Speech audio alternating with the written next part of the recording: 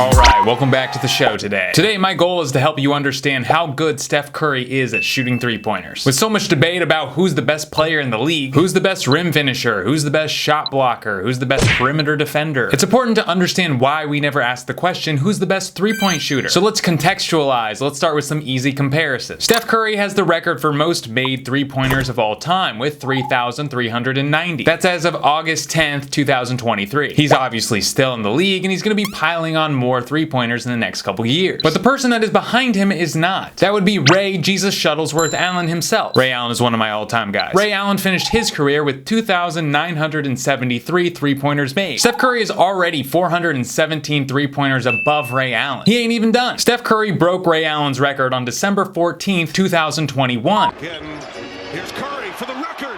It's good! There it is!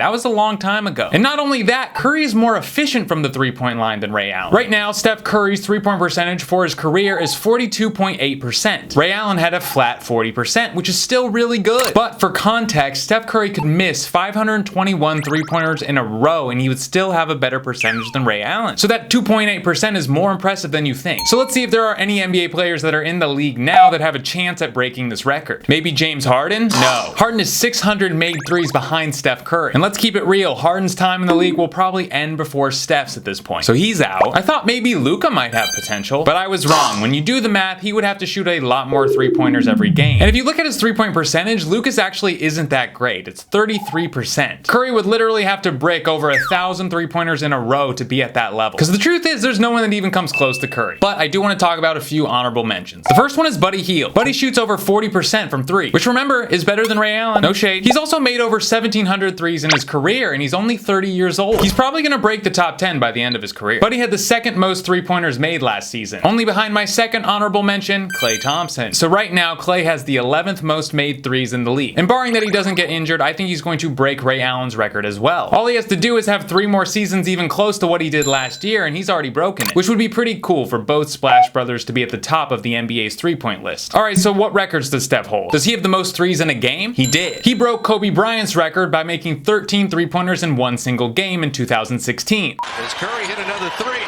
for the record. There it is. But then Klay actually broke his record in 2018 with 14 three-pointers. For NBA history, he got it!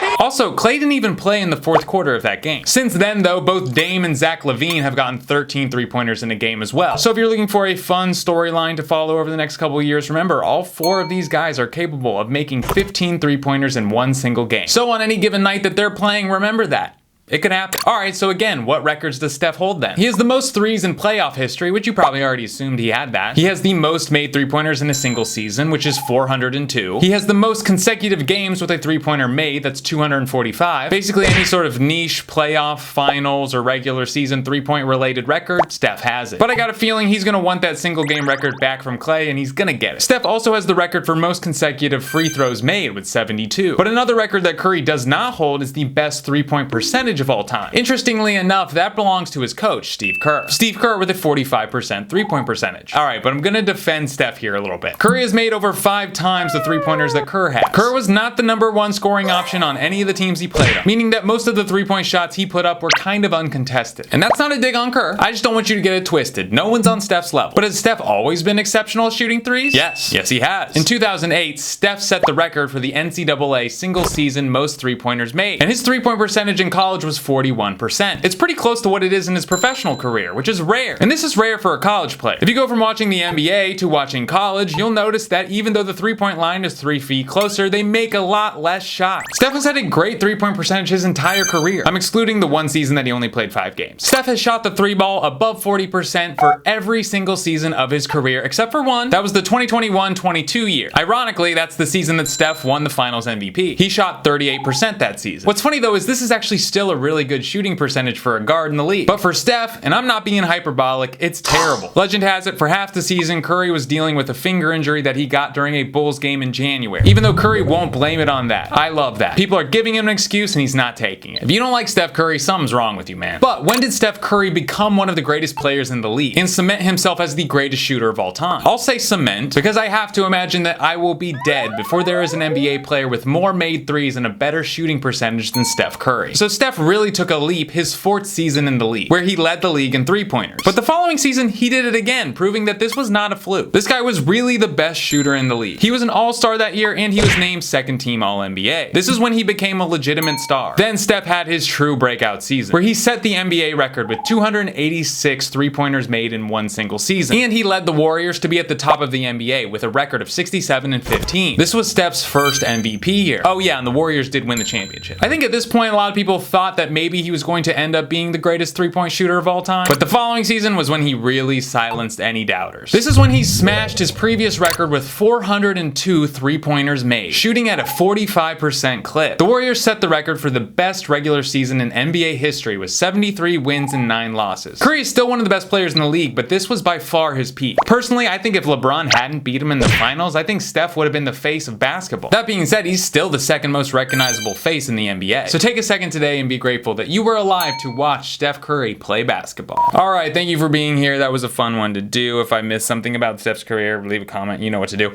Be good to your mothers, eat a corn dog.